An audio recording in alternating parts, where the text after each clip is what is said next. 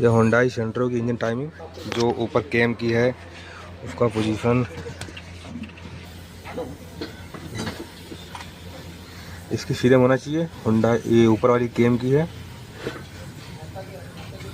और क्रेन की नीचे, क्रेन की जो टाइमिंग है इस पर ये निशान है और ये कटर है, इसके आमने सामने होना चाहिए, आमने सामने होना चाहिए क्रेन का, और केम का जो होना चाहिए, केम को इसके सामने होना चाहिए।